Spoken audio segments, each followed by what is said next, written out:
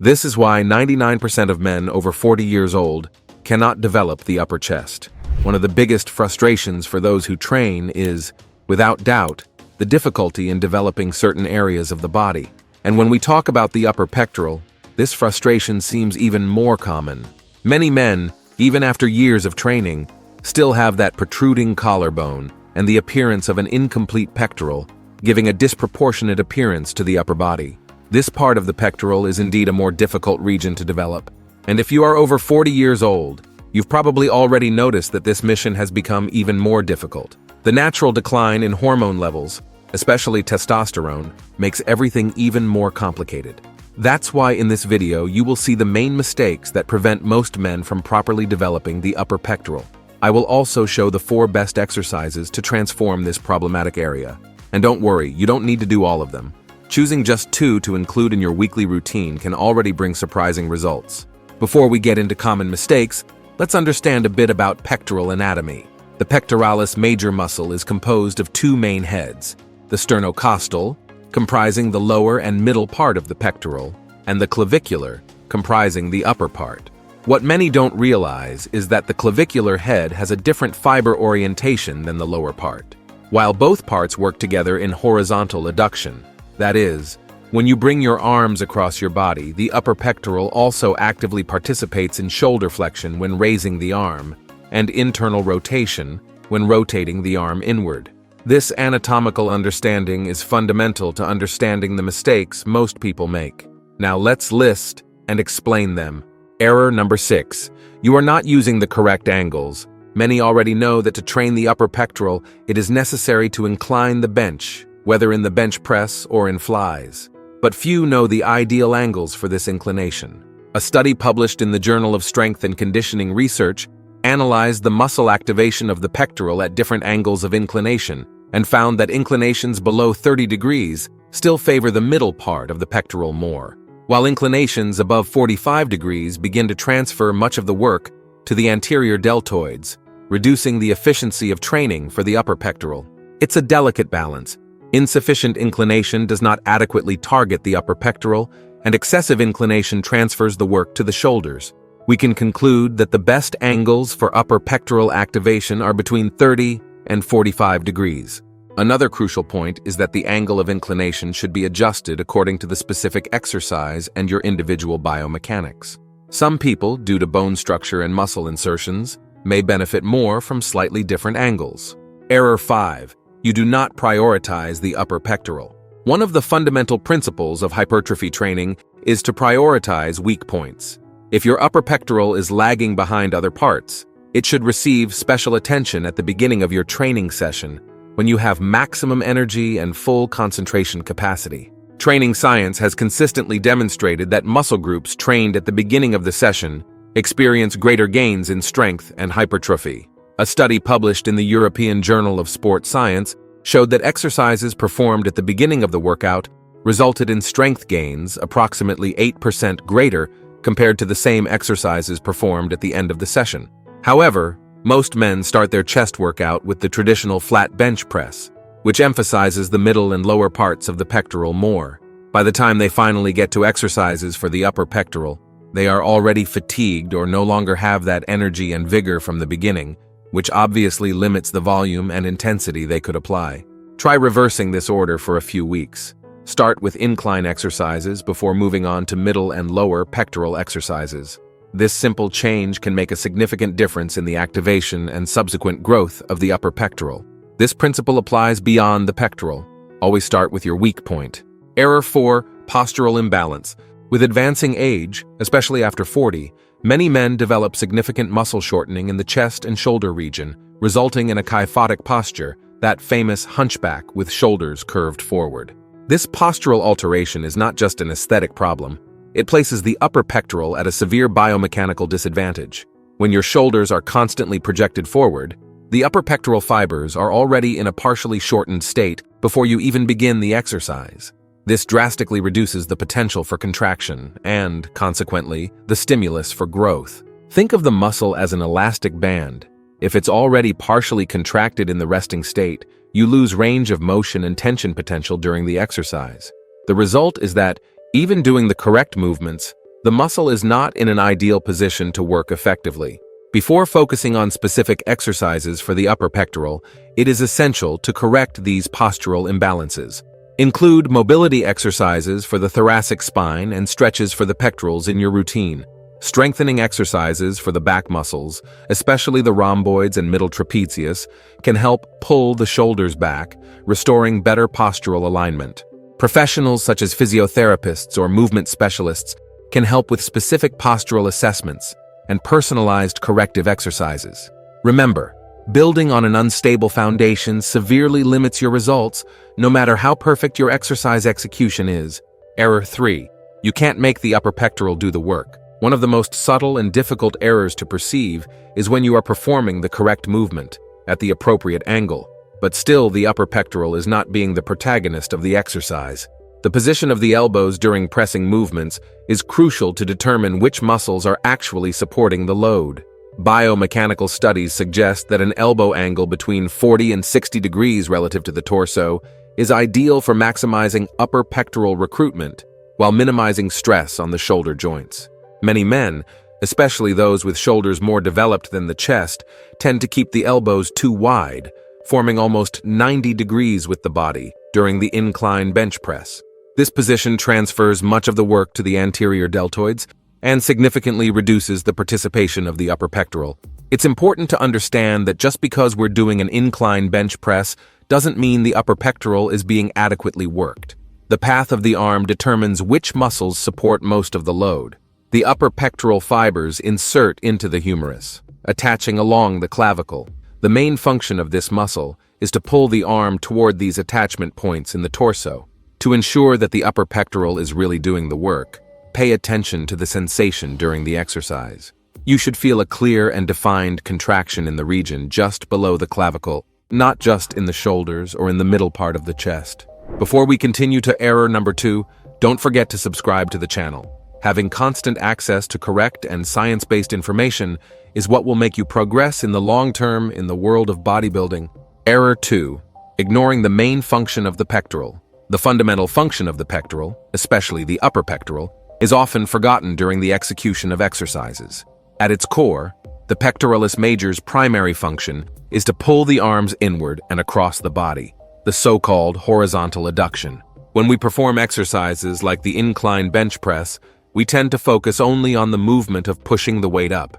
However, this mental visualization can lead to suboptimal activation of the pectoral. Instead, the practitioner should visualize and focus on bringing the biceps toward the pectorals while pressing the weight. This change in mental focus may seem subtle, but it makes a significant difference in muscle activation. Studies in neuroscience applied to training demonstrate that the mind-muscle connection, or conscious contraction, can increase muscle activation by up to 20% during an exercise. By prioritizing this movement of hugging or bringing inward during pressing exercises, you not only maximize the recruitment of upper pectoral fibers, but also reduce excessive dependence on the front deltoids and triceps, which frequently take control in pressing exercises for the pectoral. Try this technique the next time you are performing exercises for the upper pectoral. While pushing the weight, imagine that you are trying to bring your elbows toward each other, as if you were hugging a large tree. This visualization helps ensure that the pectoral is doing the main work, not just the auxiliary muscles. Error 1. Positioning yourself incorrectly on the bench. The last, crucial but frequently neglected error is how you position yourself on the bench before even starting the exercise. The initial position can determine how much your muscle fibers will be stimulated throughout the movement. The muscle fibers of the upper pectoral benefit significantly when they are stimulated at greater muscle lengths. That is, when they are in a pre-stretched state before contraction. This relates to the length tension law of muscle, which indicates that a muscle generates maximum force when it is slightly elongated beyond its resting length. To take advantage of this physiological property, you should position your body to maximize the pre-stretching of the upper pectoral. This can be achieved by slightly lifting your chest toward the ceiling, while simultaneously retracting the scapulae and keeping the shoulders back. This posture creates a slight arch in the upper back, placing the upper pectoral in a position of greater stretch. From this position, you will be able to generate more force in the stretched position of the movement, which is precisely where the greatest stimulus for muscle growth occurs, according to recent research in training science. Many men, especially those over 40 years old with postural problems, tend to position themselves flat or even with rounded backs on the bench, which immediately places the upper pectoral at a mechanical disadvantage before the exercise even begins. Take a few seconds to adjust your position before each set. Sit correctly on the bench, lift your chest, retract your scapulae, and only then begin the movement. Now that you know the main mistakes that make most men have difficulty developing this portion of the pectoral, let's move on to the best exercises. Exercise 1. Low cable crossover. The differential of the low cable crossover lies in the ability to completely isolate the pectoral, almost entirely eliminating the participation of the triceps, which frequently steal the work in pressing exercises like the bench press. This exercise is particularly valuable because it allows working the pectoral through its primary function, horizontal adduction, while adding a component of shoulder flexion, a function in which the upper pectoral has significant participation. Additionally, the use of cables provides constant tension throughout the entire range of motion, something that doesn't happen with free weights due to the influence of gravity. To correctly execute the low cable crossover, position yourself between two low cable pulleys, with your feet in a comfortable and stable posture, slightly apart. Hold the handles with your arms extended and slightly flexed at the elbows. The starting position should have your arms open laterally and slightly backward, creating a pre-stretch in the pectoral. The movement consists of bringing your hands up and forward in an ascending arc, as if you were hugging a large tree, finishing with your hands meeting at chin height or slightly above. It is crucial to maintain a slight flexion in the elbows throughout the movement. Locking them completely transfers tension to the joints and reduces muscle activation. A common mistake is keeping the arms too low during the movement, which emphasizes the middle and lower pectoral more. To focus on the upper pectoral, the arc of the movement should be ascending, with the hands ending in a higher position than the starting one. You will know you are executing the crossover correctly when you feel an intense contraction in the upper part of the pectoral at the maximum point of the movement. If performed correctly, you should feel that the upper pectoral is driving the movement, not the shoulders or arms. Exercise 2. Decline push-up. The decline push-up is possibly the most underestimated exercise for the upper pectoral, especially because it doesn't require sophisticated equipment. Its great differential lies in the positioning of the body. By elevating the feet above the level of the torso, you alter the angle of resistance, directing more work to the clavicular portion of the pectoral. This exercise offers unique advantages that make it exceptional for men over 40 years old. First, it allows precise control of the range of motion, enabling work in partial ranges when necessary to avoid joint discomfort. Second, the decline push-up naturally promotes scapular retraction, creating that ideal pre-stretch of the upper pectoral that we mentioned earlier. To execute correctly, position your feet on an elevated platform, which can be a bench, step, or even a stability ball for an additional challenge. The higher the platform, the greater the focus on the upper pectoral. Position your hands a little closer than in the traditional push-up, approximately at shoulder width. Before starting the movement, establish the correct position of the body: engaged core, neutral spine, elevated chest, and slightly retracted scapulae. As you descend, keep the elbows at approximately 45 to 60 degrees from the body, not letting them open completely to the sides. A common mistake is letting the waist give way, creating excessive curvature in the lower back. This not only reduces the effectiveness of the exercise, but can also lead to back pain. Exercise 3. Incline dumbbell fly. The main differential of this exercise lies in the ability to create maximum tension in the upper pectoral in the position of greatest stretch, precisely where the stimulus for hypertrophy is optimized. Unlike pressing exercises like the bench press, the fly isolates the upper pectoral by almost completely eliminating the participation of the triceps. Additionally, dumbbells allow a greater range of motion compared to the barbell, allowing a deeper stretch of the pectoral in the lower position. To correctly execute the incline dumbbell fly, adjust the bench to an angle between 30 and 45 degrees. Sit with your back firmly supported on the backrest, chest elevated, and scapulae retracted. Hold the dumbbells above your chest with your arms extended but not locked, and with a slight internal rotation of the wrists. The movement consists of opening the arms laterally in a wide arc, maintaining a constant slight flexion in the elbows throughout the exercise. Lower the dumbbells until you feel a significant stretch in the chest, typically when the arms are parallel to the floor or slightly below. On the way up, concentrate on using the pectoral to bring the dumbbells back to the starting position, as if you were hugging a large ball.